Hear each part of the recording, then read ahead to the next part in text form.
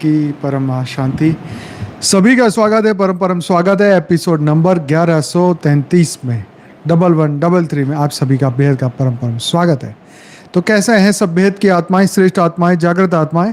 आशा रखता हूं सब बढ़िया होंगे, मस्त होंगे, व्यस्त होंगे।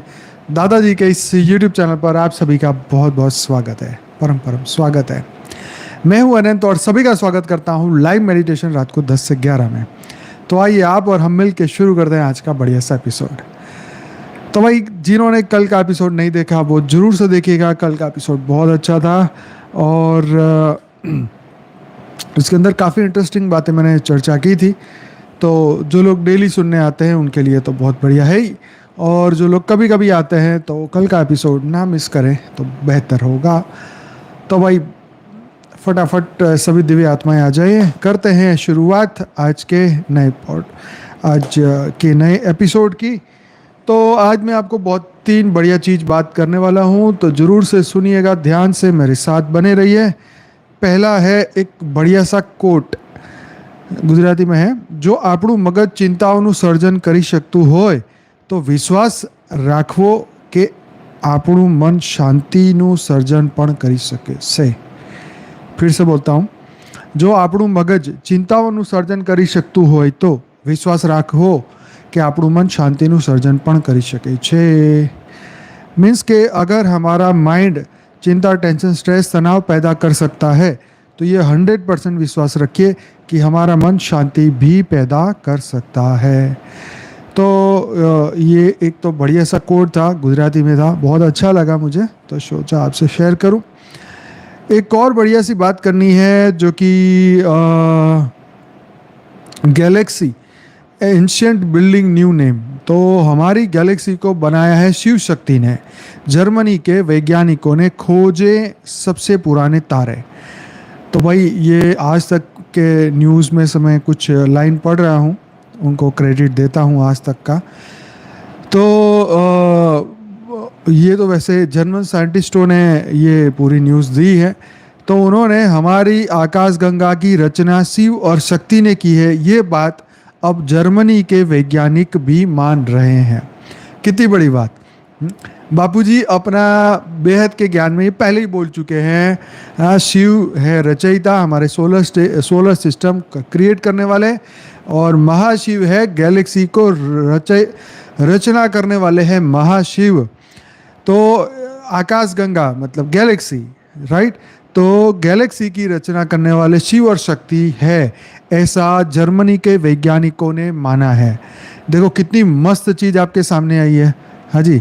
और ये आज तक की वेबसाइट में है, मैंने अपना क्या बोलता है अपने स्टेटस में भी डाला है, तो ग्रुप में भी डाल देंगे, आप भी देखने का, बहुत बढ़िया है। तो आगे बढ़ते हैं। हमारी आकाश गंगा यानी मिल्की वे को बनाने वाले प्राचीनतम कणों को शिव और शक्ति नाम दिया गया है। देखो हमारे बापूजी का ज्ञान पूरे वायुमंडल में कैसे जा रहा है। देखो जर्मन साइंटिस्टों को तो हमने तो जाके अप्रोच नहीं किया कि भाई शिव शक्ति रखो, लेकिन शिव है रचयिता। देखो बापूजी 7 सीक्रेट ऑफ शिवा में बताया ना, समझाने की बात है। पूरा यस चंद्रयान 3 जहाँ पर लैंड हुआ वो पॉइंट को भी शिव शक्ति माना, हाँ वो भी पॉइंट शिव शक्ति माना गया। चलो ये बढ़िया बात थी। तो आकाश गंगा मतलब ये हमारे ज्ञान को प्रूफ कर रहा है कि कितनी जल्दी आप दुनिया कितनी जल्दी मान रहे हैं। मान लो ये बात कई लोगों ने सुनी होगी, बापूजी का 7 सीक्रेट ऑफ शिवा, ये जो वीडियो है मुझे लगता है लाखों लोगों ने देखा है। मैं आपको बता भी देता हूँ क्योंकि ये मेरे लिए भी इंटरेस्ट का विषय है। तो ये जानना हमारे लिए बहुत ज़रूरी है। पॉपुलर वीडियो में जाएंगे तो यहाँ पर 7 सीक्रेट ऑफ शिवा आ जाएगा। हाँ 74 लाख लोगों ने, 74 लाख लोगों ने ये हमारा वीडियो देखा है। और उसके अंदर जो है उसके अंदर ये पूरा डिटेल्स ऑलरेडी बापूजी ने दिया हुआ है, समझाया था। शिव महाशिव सबकी घड़ियाँ अलग है, सब कुछ बताया था। तो वापस आ जाते हैं अपने गैलेक्सी वाली बात पे कि यस बापूजी के ज्ञान पे अब विज्ञान भी विचार कर रहा है, मोहर लगा रहा है। तो ये जो कण है जिनको उन्होंने शिव और शक्ति का नाम दिया है, उन्हीं कणों ने मिलकर हमारी आकाशगंगा को बनाया है। यह खोज गायना स्पेस टेलीस्कोप की मदद से की गई है। तो यहाँ आकाशगंगा के बीच में दिख रहे नीले डॉट्स शिव हैं, जबकि पीले डॉट्स शक्ति है। तो उन्होंने एक फ़ोटो भी रिलीज़ की है, मैं फ़ोटो भी यहाँ दिखाना चाहता हूँ। ये फ़ोटो यहाँ पे दिखाई है, शिव और शक्ति, पुरुष और प्रकृति बताया ना। तो ऐसे ही ये जो ब्लू डॉट है वो शिव है, और येलो डॉट है तो येलो डॉट वो शक्ति का बताया। ये असल में दो अलग अलग तरह के तारों का समूह है, राइट। हमारी आकाशगंगा में लाखों करोड़ों तारे हैं, उनकी स्टडी कर रहा है गायना स्पेस टेलीस्कोप। इसी टेलीस्कोप की मदद से जर्मनी के सबसे बड़े साइंटिस्ट संस्थान Max Planck Institute of Astronomy ने आकाशगंगा का निर्माण करने वाले दो प्राचीन कणों को खोजा है, और उन्होंने शिव और शक्ति का उनको नाम दिया है। तो भाई ये थी न्यूज़, ठीक है। ये बहुत सारे न्यूज़पेपरों में आज ये बातें आई है, और मैंने आपके सामने रखी है बात। अब इससे और बढ़िया बात बापूजी के रिसेंट वीडियो में आया कि एक ही दिन में जो है अरब खरबपति बन जाएंगे लोग, और एक ही दिन में रोडपति बन जाएंगे, और एक ही दिन में करोड़पति बन जाएंगे। ऐसा ही हुआ। अमेरिका की एक कंपनी है एनवीडिया करके एक कंपनी है जो कंप्यूटर के चिप बनाती है। अब उसका वैसे तो ये 1 महीने पहले की न्यूज़ है, लेकिन मुझे तो अभी पता चला इसके बारे में। तो उसने एक दिन में 22.5 लाख करोड़ रुपए बना लिए, राइट। मतलब इतनी बड़ी इनकम, इतनी बड़ी वैल्यूशन उनकी बढ़ गई एक दिन में 22.5 लाख करोड़ रुपए। मतलब समझो कि एक ही दिन में रिलायंस को खड़ा कर दिया। हालांकि धीरूभाई अंबानी को, मुकेश अंबानी को यहाँ तक पहुँचने में पूरी ज़िंदगी लग गई, लेकिन ये भाई ने, इनकी कंपनी ने एक ही दिन में 22.5 लाख करोड़ रुपए का वैल्यूशन क्रिएट कर दिया।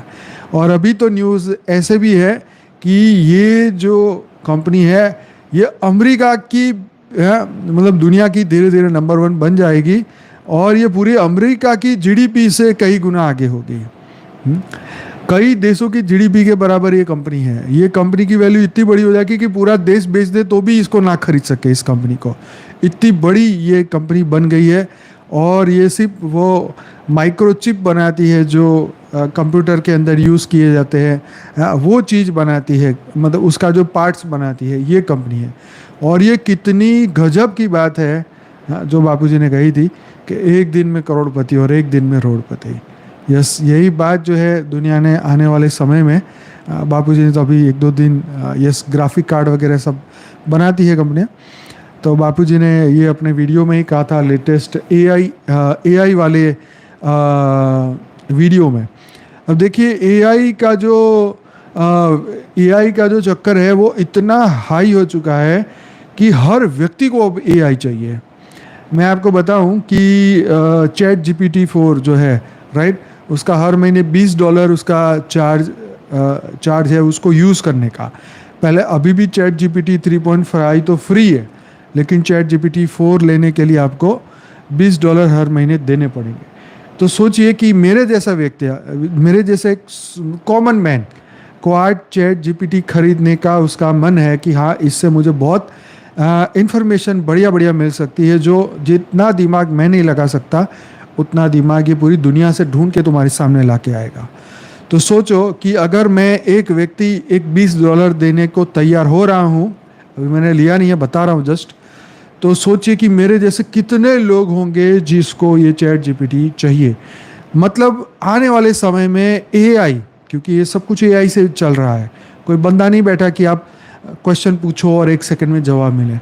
तो एआई जो है आने वाले समय में हर व्यक्ति के लिए महत्वपूर्ण हो जाएगा। यस, हाँ, स्कूल के बच्चे भी यूज़ कर रहे हैं, बड़े भी यूज़ कर रहे हैं, पूरी कंपनी के लोग यूज़ कर रहे हैं, मतलब कंपलसरी हो जाएगा। और दुनिया की सबसे बड़ी कंपनियां अब इसी में इन्वेस्टमेंट लगा रही है। एआई आने वाले समय में समय बचाने के लिए, आपका जो चीज़ आपकी समय बचाएगी, हाँ, वो ही नंबर 1 बनेगी। सीधी सी बात है। बापूजी क्या बोलेंगे, आने वाले समय में ऐसे शॉर्ट कोर्स निकालेगा एआई। बेहद की परम शांति लिखो, आपको देखो पूरा मीनिंग वो समझा देगा 5 मिनट में। 5 मिनट में मतलब 2 मिनट में आपके सामने रिजल्ट आ जाएगा। आप चैट जीपीटी में लिखो बेहद की परम शांति। हालांकि वो सभी वेबसाइट से ढूंढ के लाता है, लेकिन इंटेलिजेंट वे में लेके आता है, राइट। तो बात यही है कि एआई जो है आने वाले समय में तहलका मचाने वाला है। हर व्यक्ति को एआई की ज़रूरत होगी, हर व्यक्ति को उसके बिना काम नहीं चलेगा। कंप्यूटर में आपका इतना काम आसान हो जाएगा, मतलब आपको बहुत सारी चीज़ें याद नहीं रखेगी और आपको बहुत हेल्प मिलने वाली है चैट जीपीटी से। तो इसी तरीके की गूगल ने जेमिनी करके एक नया अपना चैट जीपीटी जैसा निकाला, जेमिनी। अभी माइक्रोसॉफ्ट भी इसके ऊपर काम कर रहा है। बहुत सारी कंपनियां देखा कि भाई रातों रात बिलियनर तो भाई यही बनाएंगे। हाँ, पूरी दुनिया का पैसा जो है अब एआई के पीछे जा रहा है, क्योंकि एआई जो है आपका समय बचा रहा है, राइट। तो जो आपका समय बचाएगा और दुनिया के हर व्यक्ति के लिए लाभकारी होगा, तो भाई दुनिया उसके पीछे पड़ने ही वाली है। और ये समझने वाली बात है। तो ये जो एनवीडिया है वो तो अमेरिका की कंपनी है, राइट। तो ये ज़रूर से आप इसका भी मैं ग्रुप में लिंक डालूंगा, आप देखिएगा, सीखिएगा। ये चीज़ें सीखने समझने की और जानने की है। इससे हमारी हमें समझ में आता है ना कि कितनी फास्ट ये दुनिया बदल रही है, कितनी फास्ट ये टेक्नोलॉजी बदल रही है और पॉजिटिवली लोगों को काम आ रही है। यस।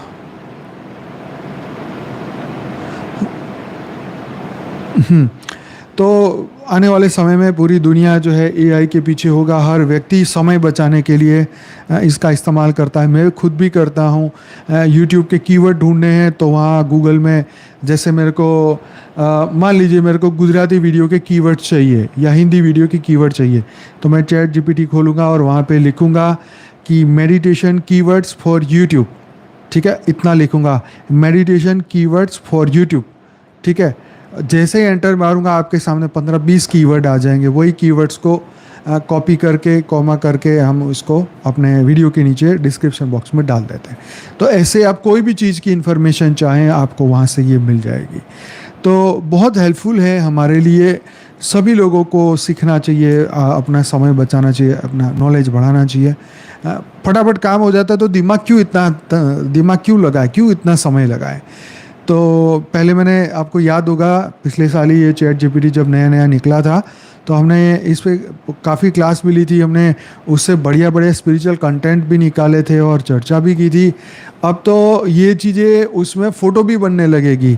आप उसमें लिखोगे I want a pic with mountain, with sun, with river, with boat, with person sitting on boat. ये चीज़ें आप लिखोगे तो आपको उसी तरीके के एक एनिमेशन का फ़ोटो आपके सामने आ जाएगा, जिसमें नदी होगी, पहाड़ होगी, सूर्य होगा, एक बंदा जहाज में तैर रहा है या उसमें बैठा हुआ है, या इस तरीके का जो भी आप लिखोगे वो फ़ोटो बना के भी दे देगा। तो ये yes, text to image features, ये बहुत सही लिखा आपने। तो ये दुनिया को आगे बहुत हेल्प होगा, पर ये अध्यात्म के लिए बहुत हेल्पफुल होगा, राइट। आप जो चीज़ चाहेंगे, जैसी चाहेंगे, वो फटाफट आपके सामने आएगी, क्योंकि उसके पास ऐसे सुपर कंप्यूटर है, इतना सुपर कंप्यूटर लगे हुए हैं कि आपके क्वेश्चनों के जवाब विद इन ए सेकेंड पूरी दुनिया की इंफॉर्मेशन में से निकाल के सटीक जवाब लाने की उनके अंदर कैपेसिटी है। इसीलिए इसे आर्टिफिशियल इंटेलिजेंट कहा। इंटेलिजेंट वे में ये कार्य करेगा। आर्टिफिशियल इसलिए क्योंकि उसमें कोई ह्यूमन टच नहीं है। तो ये बहुत आने वाले समय में लोगों की बहुत हेल्प होने वाली है, ये बात सच है। तो चलो, ये तो बात हमारी टेक्नोलॉजी, इंफॉर्मेशन और आज की ये बढ़िया स्टोरी थी। अब हम बात करने वाले हैं अपने टाइटल की, जो हमने रखा था। कल भी टाइटल लगाया पर हम बात ही नहीं कर पाए, फिर वीडियो के बाद उसको चेंज करना पड़ा मुझे। तो आज हम इस टाइटल का ही पर स्टडी करते हैं, आर्टिकल पढ़ते हैं। और ये ग्रेट पुरुषार्थी फ्रॉम नाथ संप्रदाय में से जलंधर नाथ की कथा, और इसमें हम चर्चा करने वाले हैं स्टोरी ऑफ जलंधर नाथ। तो भाई बने रहिएगा मेरे साथ और ये पूरा स्टोरी सुनिएगा, आपको बहुत कुछ इंटेलिजेंट समझ में आएगा। कुरुवंश में एक अत्यंत प्रसिद्ध राजा जन्मेजय थे। उनकी 7वीं पीढ़ी के राजा का नाम बृहद्रवा था। बृहद्रवा की रानी का रानी सुलोचना थी उसका नाम। वे हस्तिनापुर पर राज्य करते थे। राजा बृहद्रवा ने सोम योग यज्ञ करने का विचार किया। तब उसके अनुसार राजा ने एक शुभ मुहूर्त निश्चित किया। उस शुभ मुहूर्त में यज्ञ आरंभ किया गया। चारों ओर वेद मंत्रों की ध्वनियाँ गूंजने लगी। सभी नगरवासियों के हृदय में प्रसन्नता छाने लगी। सोम योग की पूर्णाहुति के बाद जब ब्राह्मण यज्ञ कुंड में से भस्म निकालने लगे तब उनके हाथ का स्पर्श होते ही भस्म के भीतर से बालक के रोने की आवाज आई। इंटरेस्टिंग, ध्यान से सुनिएगा। ब्राह्मण ने बालक को बाहर निकाला। बालक का स्वरूप अत्यंत दिव्य और परम तेजस्वी था। उस बालक को देखकर सभी लोग आश्चर्य करने लगे कि अग्निकुंड की प्रज्वलित अग्नि में यह बालक कैसे जीवित रहा होगा। एक ब्राह्मण ने राजा से कहा, महाराज, यज्ञ कुंड से यह तेज पुंज बालक प्रसाद रूप में मिला है। यज्ञ कुंड के भीतर से निकले हुए अयोनिज जीवित बालक को ब्राह्मण ने राजा बृहद्रवा को सौंप दिया। रानी सुलोचना ने राजा से पूछा, यह बालक किसका है? राजा ने बालक को रानी की गोद में देते हुए कहा, भगवान अग्निदेव ने हमें सोम यज्ञ की प्रसादी के रूप में यह बालक दिया है। मीनकेत की तरह यह भी अपना पुत्र है। रानी सुलोचना बालक को देखकर अत्यंत प्रसन्न हुई और उसने बालक को अपने हृदय से लगा दिया। पुत्र स्नेह के कारण उसी समय रानी के स्तनों से दूध की धारा बहने लगी। रानी ने बालक को स्तनपान कराया। 12 दिन बाद उत्सव मनाकर बालक का नामकरण किया गया। यज्ञ कुंड में अग्नि की ज्वालाओं में बालक जीवित रहा। 12 दिन बाद उत्सव मनाकर नामकरण किया गया। यज्ञ कुंड में अग्नि की ज्वालाओं में बालक जीवित रहा। अग्निदेव की प्रसादी के रूप में उनका जन्म हुआ, इसलिए उनका नाम जालंधर रखा गया। उस समय राजा ने प्रसन्न चित्त से ब्राह्मण और याचिका को खूब दान दिया। तो भाई बड़ी गजब की बात। हाँ, बालक जालंधर चंद्रमा की कलाओं की भांति बढ़ने लगा। राजा रानी दोनों ही उस परम तेजस्वी बालक को देखकर अत्यंत प्रसन्न होते थे और अपने भाग्य को सराया करते थे। मीनकेत भी अपने छोटे भाई जालंधर से बहुत प्रेम करता था। दोनों भाई प्रेम पूर्वक साथ साथ विद्याभ्यास करते थे। जालंधर की वैराग्य वृत्ति दिन प्रतिदिन अधिक बढ़ने लगी। राजसी सुख वैभव उसे पसंद नहीं था। राजा के मन में युवक जालंधर का विवाह करने का विचार आया। राजा ने योग्य कन्या की तलाश करने के लिए अपने प्रधानमंत्री और राजगुरु को आज्ञा दी। आज्ञा अनुसार वे दोनों राजधानी हस्तिनापुर से बाहर गए। जालंधर धर्म चर्चा करने के लिए प्रतिदिन राजगुरु के घर जाया करते थे, परंतु जब राजगुरु कन्या की तलाश में प्रधानमंत्री के साथ हस्तिनापुर के बाहर गए और कई दिनों तक लौटे नहीं, तब एक दिन जालंधर ने अपनी माता रानी सुलोचना से पूछा, माताश्री, राजगुरु और प्रधानमंत्री कहाँ गए हैं? आजकल वे दिखाई नहीं देते। तब रानी सुलोचना ने कहा, हे पुत्र, तुम्हारे लिए राजा की आज्ञा से कन्या ढूंढने गए हैं ताकि तुम्हारा विवाह कराया जा सके। जालंधर ने पूछा, माता, कन्या किसे कहते हैं? रानी ने कहा, जिस लड़की का विवाह न हुआ हो उसे कन्या कहते हैं। जालंधर ने फिर पूछा, और विवाह किसे कहते हैं? तो रानी ने कहा, वर वधू के धर्म अनुसार एक सूत्र में बंधने की क्रिया को विवाह कहते हैं। जालंधर ने पूछा, वधू किसे कहते हैं? रानी ने कहा, वधू मेरे जैसी होती है, जैसे मैं हूँ वैसे तेरे लिए भी दुल्हन आएगी। जालंधर इन बातों से अनजान है। रानी को यह जानकर आश्चर्य हुआ। माँ की बातें सोचते हुए जालंधर वहाँ से उठकर तुरंत गुरु उद्यान में पहुँचे। वहाँ अपने मित्रों के साथ खेलते खेलते जालंधर ने उन्हें बताया कि मेरे माता पिता मेरे लिए दुल्हन ला रहे हैं। दुल्हन किस लिए लाते हैं मुझे पता नहीं है, अगर आप लोगों को पता हो तो बताएं। साथियों को जालंधर की बात सुनकर बहुत आश्चर्य हुआ।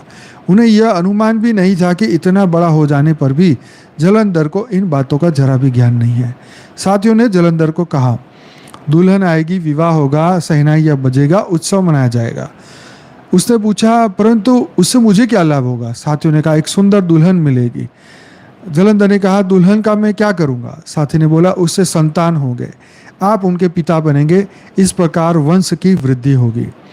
उसी समय जलंधर का विवेक जागृत हुआ और सोचने लगे कि यह जगत कितना अधम है।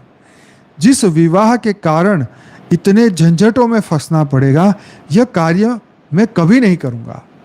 देखो भाई, क्योंकि वैराग वृत्ति थी इनके अंदर, तो भाई जलंधर कह रहे हैं कि यह जगत कितना अधम है, राइट। जिस विवाह के कारण इतने झंझट में फंसना पड़ेगा, वह कार्य मैं कभी नहीं करूंगा। जालंधर इस प्रकार सोचते हुए अपने साथियों में से उठे और दूर बैठकर सोचने लगे। माता सुलोचना के शब्दों का स्मरण होने लगा। सोचते सोचते जालंधर की वैराग्य वृत्ति और भी जोर पकड़ने लगी। उन्होंने गृह त्याग, घर छोड़ने का निश्चय किया और वहां से उठकर सीधे वन की ओर चल पड़े। देखो भाई, गजब की बात। कुछ नगरवासियों ने उन्हें नगर के बाहर जाते हुए देखा, परंतु राजकुमार है, इस भय से वे कुछ बोल नहीं पाए। लेकिन जिसने भी राजकुमार को जाते हुए देखा, वे सभी दौड़कर राजा के पास गए और बताने लगे कि राजकुमार जो है वो नगर के बाहर जाते हुए देखा है। ये सुनकर राजा चौंक गए। उन्होंने जालंधर को ढूंढने के लिए सेवक भेजे। राजा रानी को बहुत चिंता होने लगी। दूर दूर तक गए हुए सेवकों ने लौटकर राजा को यही बताया कि राजकुमार नहीं मिले। जैसे अमावस्या के दिन चंद्र दर्शन न होने से सब जगह अंधेरा छा जाता है, वैसे ही जालंधर के ना मिलने से राजा रानी और प्रजाजनों के हृदय में निराशापूर्वक अंधेरा छा गया। राजा रानी सोचने लगे कि अग्निदेव का प्रसादी रूपी चैतन्य रत्न हमारे हाथ से चला गया। दोनों विलाप करने लगे। राजा का एक सरदार बुद्धिशाली था। उसने राजा को एक समझाने का प्रयास करते हुए कहा, राजन, जालंधर को अयोनिच अवतार है, मतलब योजना से नहीं आए हैं जालंधर, ये अयोनोजित अवतार है, वे ईश्वर के अंशावतार है, इसलिए काल का उन पर कोई प्रभाव नहीं पड़ सकता। आप चिंता ना करें, जब तक वे नहीं मिलेंगे तब तक हम उन्हें ढूंढने का प्रयास करते रहेंगे, कभी ना कभी तो वो मिल ही जाएंगे। आप धीरज रखिए। आखिर दोनों को धैर्य धारण करना पड़ा। उधर जालंधर उत्तर दिशा की ओर चलते चलते गहन वन में जा पहुंचे। उस समय रात हो जाने के कारण वे जंगल में ही एक वृक्ष के नीचे सो गए। उसी रात जंगल में दावानल फैल गया। दावानल, वह अग्नि वन के वृक्षों को जलाती हुई उसी जगह पर आ पहुंची जहां जालंधर सो रहे थे। जालंधर को वहां सोते देखकर अग्निदेव को राजा बृहदवा के सोम यज्ञ का स्मरण हुआ कि यह जालंधर तो मेरा ही पुत्र है। मैंने ही सोम योग के समय यज्ञ कुंड में गर्भ डाला था, उसी में से जालंधर का जन्म हुआ है। यह मेरा पुत्र है, परंतु जालंधर का इस अरण्य में आने का क्या कारण होगा? इंटरेस्टिंग है भाई। इस प्रकार सोचते हुए अग्निदेव शांत हुए और अपनी अग्नि रूप को समेटकर देव रूप धारण करके जालंधर के पास आकर उन्हें जगाया। जालंधर ने उनसे प्रश्न किया। जालंधर ने उठते ही आश्चर्यचकित होकर पूछा कि आप कौन हैं? अग्निदेव ने कहा कि मैं अग्नि देवता हूँ, मैं ही तुम्हारा माता पिता हूँ। देखो, ये तो बॉलीवुड वाली फिल्मों की स्टोरी आ गई, लेकिन ये हकीकत है भाई। इसको फिल्म की स्टोरी नहीं समझना, ये कोई स्टोरी नहीं है, ये हमारे वेद पुराण शास्त्र की लिखी गई महान चीज़ें हैं, जो कि इस ब्रह्मांड में ये घटनाएं घटित हुई है, लेकिन लोग इसे नहीं समझ पाएंगे। आज का युग में तो डेफिनेटली लोग इसे कहेंगे कि ये तो दंत कथाएं हैं, पर भाई एक समय की ये हकीकत थी। आज का समय बदल गया, इसलिए आज आपको ये हकीकत नहीं लगती। जालंधर ने कहा, मैं तो राजा बृहदवा का पुत्र हूँ, मेरी माता तो रानी सुलोचना है, आप मेरे माता पिता कैसे हुए? तब अग्निदेव ने जालंधर को उनकी जन्म कथा का संपूर्ण वृत्तांत सुनाया। अग्निदेव ने पूछा, जालंधर, इस घोर अरण्य में तुम्हारा अकेले आने का क्या कारण है? तुम क्या चाहते हो? जालंधर ने कहा, मैं सांसारिक बंधनों में बंधना नहीं चाहता, मैं अपने जीवन को सार्थक करना चाहता हूँ, मैं चिरंजीवी होना चाहता हूँ। आप मेरे माता पिता हैं, अतः आप ही मेरी सहायता करें। अगर यह मानव देह प्राप्त होने पर भी जीवन सार्थक न हुआ तो मेरा जन्म लेना भी व्यर्थ हो जाएगा। कृपया मेरी इस जीवन को सार्थक कर दीजिए। देखो, ये जो जालंधर ने कहा, ये कितनी इम्पोर्टेंट है कि जो दिव्य आत्मा है, जो चैतन्य आत्मा है, वो भी इस धरती पे जब जन्म लेती है तब उनके भीतर भी यही भाव होता है।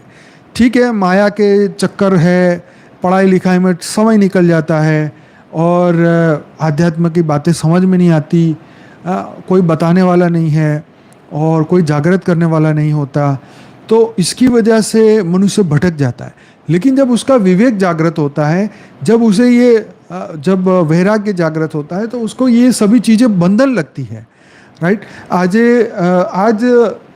जो ज्ञानी लोग हैं उनको ये रिश्ते नाते जो है बंधन ही लगते हैं। राइट, तो ये उस वक्त की जालंधर, पता नहीं इसमें उम्र नहीं लिखी ये इसके अंदर आर्टिकल में, पर डेफिनेटली ये छोटा बालक ही होगा, क्योंकि उसको शादी ब्याह और बच्चे का ये सब पता नहीं है, तो ऑब्वियसली ये 10-12 साल का ही होगा लड़का, या 15 साल का होगा ज़्यादा से ज़्यादा।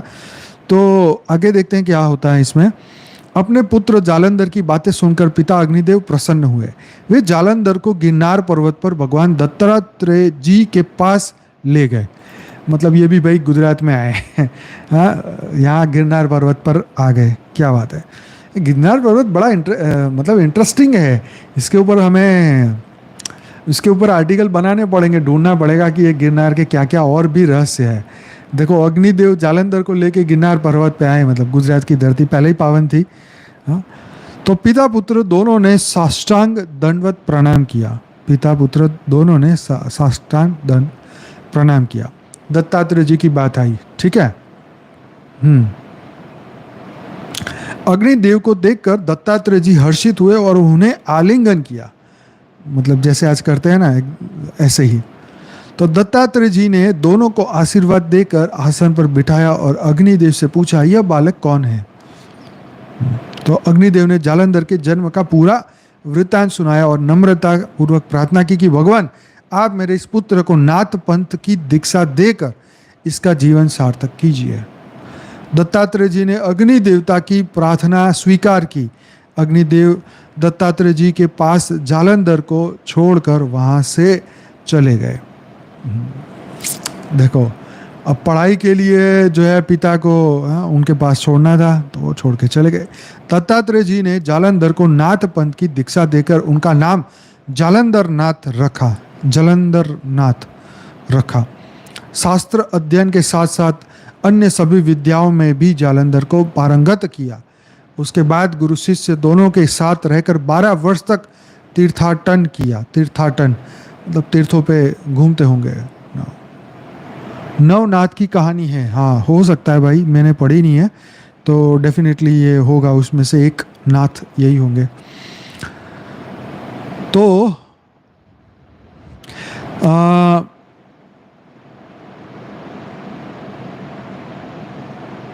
तीर्थ यात्रा करते करते दत्तात्रेय जी जालंधर को बद्री का आश्रम ले गए। वहाँ उन्हें 12 वर्ष तक तपस्या करने की आज्ञा दी। तपस्या पूरे होने के बाद वे जालंधर नाथ को शिव जी के पास ले गए। वाह भाई वाह। शिव जी सहित अन्य देवताओं ने श्री जालंधर नाथ को आशीर्वाद दिए। शिव जी ने अग्नि देवता को बुलाकर 3 दिन तक पिता पुत्र को अपने पास रखा और जालंधर नाथ का कनिका नाथ का प्रागट्य करवाया। शिव जी ने अग्नि देवता को बुलाकर 3 दिन तक पिता पुत्र को अपने पास रखा और जालंधर नाथ द्वारा कनिका नाथ का प्रागट्य करवाया। तो भाई ये थी छोटा सा, ये हमारे साथ आज से ये छोटा सा आर्टिकल था। और देखिए इससे आगे आर्टिकल में और कुछ है नहीं, यही आर्टिकल समाप्त होता है। पर समझने वाली बात है कि क्यों उनको अग्नि से प्रकट होना पड़ा। पहली बात, क्यों उनको अग्नि से प्रकट होने के बावजूद भी उनको 12 साल की तपस्या धरती लोक पे करनी पड़ी। क्यों उनको दत्तात्रेय जी के पास जाना पड़ा? सोचो, अग्निदेव के मतलब 5 तत्व, अग्नि, आकाश, वायु, अग्नि, जल, पृथ्वी, हम कहते हैं ना 5 तत्व, और पंचदेव में से अग्निदेव के पुत्र को धरती पे मनुष्य रूप में जन्म लेना पड़ा, ठीक है। और जन्म लेने के बाद उनको एक परफेक्ट गुरु के पास जाना पड़ा, और गुरु के पास जाके उन्होंने 12 साल तक उनको तपस्या करी है। उसके बाद उनको शिव जी के पास भेजा गया, हाँ, और शिव जी ने और अन्य देवताओं ने भी उनको आशीर्वाद दिया। मतलब क्या समझ में आया आपको कि धरती लोक पे जन्म लेना, कर्म करना, ध्यान करना, योग करना, ज्ञान की प्राप्ति करना कितना आवश्यक है। ये काम आप सूक्ष्म जगत में रह के नहीं कर सकते, राइट? हाँ, सूक्ष्म जगत में करने के लिए और भी काम है, डेफिनेटली वो कर सकते हैं, पर अपना जो शुद्धिकरण है, कर्मों को, श्रेष्ठ कर्म करने का मौका जो धरती पे आके मिलता है, डायरेक्टली फ्री विल यूज करके आप जो कर सकते हो, वो शायद सूक्ष्म जगत में इस तरीके से कार्य नहीं कर सकते। तो ये समझने वाली बात है कि अग्निदेव का पुत्र होते हुए, देवताओं के पुत्र होते हुए मनुष्य रूप में वो आ रहे हैं, जन्म ले रहे हैं, राइट? इसलिए बापू जी बोलते हैं ना, 33 कोटि देवता मनुष्य बन गए। बेचारे ढूंढ रहे हैं अपने श्रेष्ठ गुरु को, ढूंढ रहे हैं तपस्या कैसे करें, तपस्या कहाँ जाए ज्ञान सुनने, ढूंढ रहे हैं, कहीं ना कहीं इधर उधर भाग रहे हैं कि भाई उनको ज्ञान मिल जाए, क्योंकि वैराग तो अंदर है ही, उनके अंदर दिव्यता के संस्कार तो है ही। कुछ पल के लिए माया पकड़ भी लेती है, ऐसा नहीं है, हाँ, फिर माया पकड़ लेती है तो शादी हो जाती है, गृहस्थ हो जाते हैं, बाल बच्चे हो जाते हैं, उसमें भी माया आती है, फंसते हैं। लेकिन एक दिन उसके अंदर जो उसका देवत्व है वो जागृत होता है, और जब वो जागृत होता है तो वो फिर सबसे मोह तोड़कर जो है अपने चैतन्यता को, अपने आप को जानने की कोशिश में लग जाते हैं। यही एक सामान्य मनुष्य, एक जीव का और एक दिव्य आत्मा का अंतर आपको दिखाई देता है। ये हमें दूसरा ये एग्जाम्पल मिला, जो द्रौपदी थी, वो अग्नि से पैदा हुई थी, और ये जालंधर जो कि अग्नि से पैदा हुए। तो जो लोग लेट आए हैं, ये वीडियो को जरूर से सुनिएगा। 15 मिनट के बाद हमने ये आर्टिकल शुरू किया था, मतलब 15 मिनट का ये बेसिकली आर्टिकल है। ये आपको मतलब बहुत ही इंस्पायर करेगा कि देखो, अग्नि से प्रकट होने के बावजूद भी है, वो माता के गर्भ से नहीं आए, परंतु अग्नि से प्रकट होने के बावजूद भी उनको 12 साल तपस्या करनी पड़ी, और अपने गुरु के पास जाना पड़ा, और फिर शिव जी के पास वो गए, और देवताओं ने भी आशीर्वाद दिए, और उनके द्वारा, जालंधर नाथ द्वारा कनिका नाथ का प्रागट्य करवाया। अब ये हम आगे की कड़ी ढूंढेंगे कि भाई ये कौन, जैसे वो भाई ने भी लिखा कमेंट में कि नौनाथ की ये स्टोरी है, तो ये भी हम पता करेंगे कि ये क्या है, राइट? क्योंकि ज़्यादा डिटेल मुझे नहीं पता है, तो इसके भी ऊपर आर्टिकल लेके आएंगे कि ये कनिका नाथ कौन है, इनका कैसे प्रागट्य हुआ। तो यहाँ जो दिलचस्प बात हमारे सामने निकल के आई कि भाई देवी देवता भी अपने पुत्र, क्योंकि देवताओं की भी आकारी संतानें थी, राइट? तो वो आकारी जो संतानें, क्योंकि ये तो देवता तो तीसरे लोक में होते हैं, अग्नि देवता का कार्य एक अलग है, धरती लोक पे वो फिजिकल रूप में नहीं होते, सूक्ष्म रूप में होते हैं, पर ज़रूरत पड़ने पर वो फिजिकल रूप भी लेते हैं। और उन्होंने अपने ही पुत्र को धरती पे जन्म लेने के लिए भेजा। सोचिए, हाँ, तो इंद्र ने अपने बेटे अर्जुन को भेजा, यस, तो कहते हैं ना वायुपुत्र, हाँ, तो सभी देवताओं ने अपने पुत्रों को धरती लोक पे, देवताओं ने अपनी संतानों को भेजा कि तुम जाओ और ज्ञान प्राप्त करो, योग करो, अपने वास्तविक स्वरूप को जानो। सिर्फ तुम देवता बन के फंसो मत, क्योंकि देवता अपने आप में पूर्ण नहीं है, उनको ब्रह्म का भी ज्ञान नहीं होता, उनको आत्मज्ञान भी नहीं होता। तो इसीलिए अपने आप को पूर्ण करने के लिए उनको एज ए ह्यूमन धरती पे आना पड़ेगा, और ये स्टडी करनी पड़ेगी, उनको ज्ञान मार्ग में चलना पड़ेगा।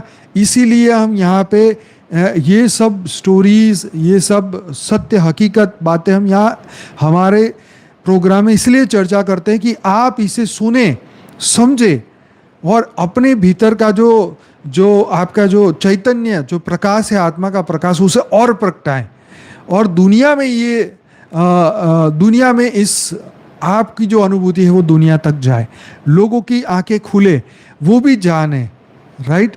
तो ये भी ये इसलिए हम यहाँ पे चर्चा कर रहे हैं ये वेदों उपनिषदों से लेके कि देवता, दानव, यक्ष, किन्नर सभी धरती पे आ चुके हैं, सभी बेचारे फंस चुके हैं, उनको भी जीवन मुक्ति की तलाश है, राइट। सभी सुख, जो तुम धरती पे सुख पाना चाहते हो तो देवता ऑलरेडी स्वर्ग में भोग चुके हैं, तो फिर भी वो क्या ही करेंगे। तो सतो प्रधान लोग जो हैं, जैसे हमने सूर्य भगवान की जो स्टोरी थी और कौन सा वो ऋषि अमठ जो 8 साल का बच्चा था, उसकी जो स्टोरी, सॉरी बच्चा नहीं करेंगे, वो तो ऋषि मुनि तपस्वी आत्मा थी।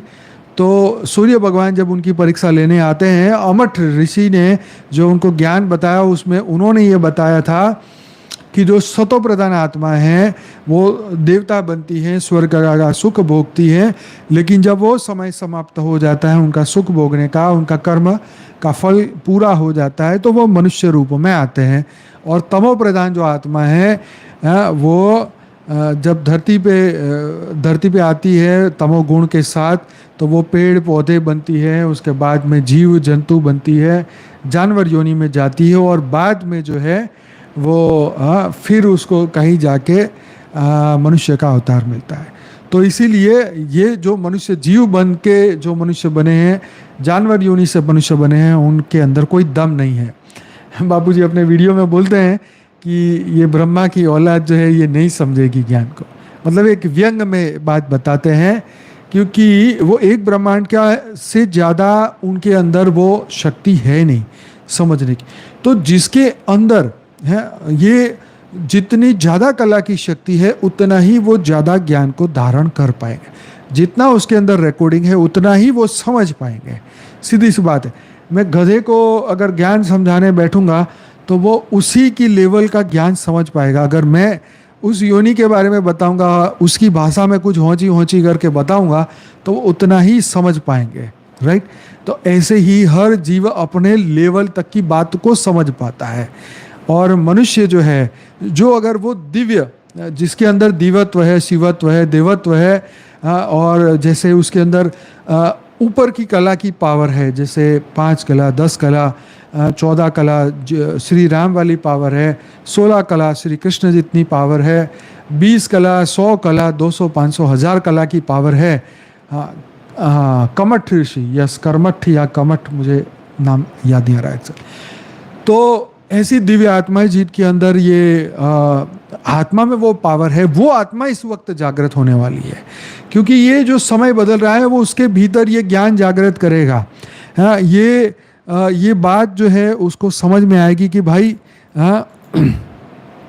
हम क्या करने धरती पर आए हैं, हम यहाँ क्यों फंसे हैं, उसके अंदर वो वैराग जागेगा और फटाफट ये ढूंढेगी, सुनेगी। अब भाई कल जो है अगला आर्टिकल इस पे जो चर्चा करने वाले वो बहुत इंटरेस्टिंग है, कल का एपिसोड भी मत मिस करना और टाइम से आ जाना, लेट मत आना। जगत क्या है, योग वशिष्ठ के बारे में। तो उन्होंने 5 प्रकार के जगत की व्याख्या की है। तो एक जगत मिथ्या है, एक जगत जो है आत्मा में आभास स्वरूप है, तीसरा है जगत कल्पना मात्र है, चौथा जो जगत है अनादि अविद्या से भासता है, और 5वां जो जगत है उसका स्वभाव परिणामी है। तो योग वशिष्ठ महारामायण में से 5 प्रकार के जगत की कल हम चर्चा करने वाले हैं। तो तैयार हो जाइए कल के लिए और वेट करिए कल के दिन का, समय से आइएगा। देखो लाइव में सुनने का मज़ा एक अलग होता है, आप रिकॉर्डिंग सुनेंगे तो वो आपकी इच्छा, आपके समय के ऊपर है कि आपको समय नहीं मिल रहा, कोई बात नहीं, लेकिन सुनिएगा जरूर, जानिएगा जरूर। ये जब बातें आपकी आत्म जागृति के लिए, आपकी अंदर की दिव्य गुण को जागृत कर देगी। जब आप ऐसी महान बातें सुनेंगे, समझेंगे, तो आपके अंदर के गुण जागृत हो जाएंगे। जैसे मैंने कल बढ़िया बात कही थी, वो जो मेलडी माता वाली एक मस्त बात कही थी कि अगर तुम्हारे भीतर, तुम्हारा घर में कूड़ा तुमने कचरा इकट्ठा किया है तो तुम्हारे भीतर जो है वो अवगुण पैदा हो जाएंगे। ऐसे ही अगर हम दिव्य बातें सुनते हैं, अंदर दिव्यता जागृत करते हैं, अच्छी महान बातें सुन के इंस्पायर होते हैं, तो हमारे वो गुण हमें एक नई फ्री विल यूज़ करने का एक मौका मिलता है और हम अपने श्रेष्ठ कर्म कर सकते हैं।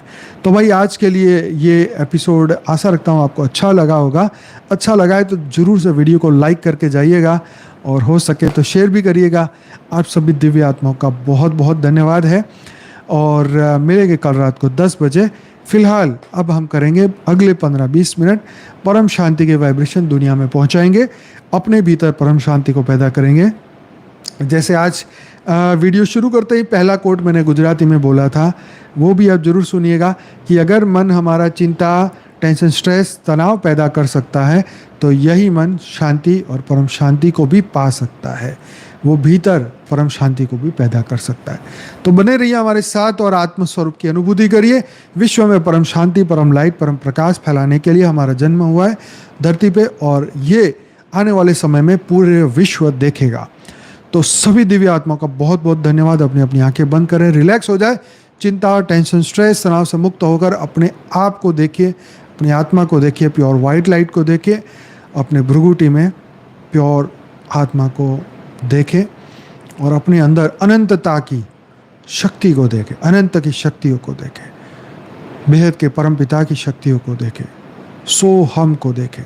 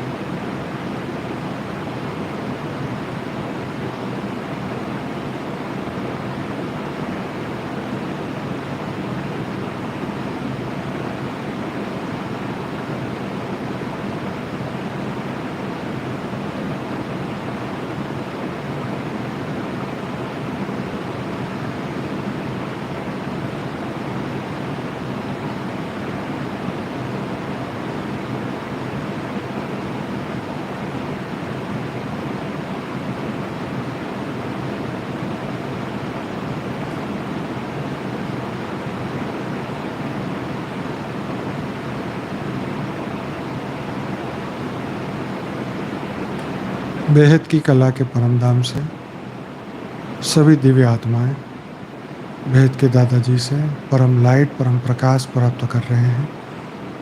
परम शांति के वाइब्रेशन हम सबके भीतर आ रहे हैं। हमारी आत्मा परम प्रकाश परम लाइट से जागृत होती जा रही है। हमारा पूरा ऑरा परम प्रकाश परम लाइट से भरपूर होता जा रहा है। अनंत शक्तियाँ हमारे भीतर जागृत होती जा रही हैं।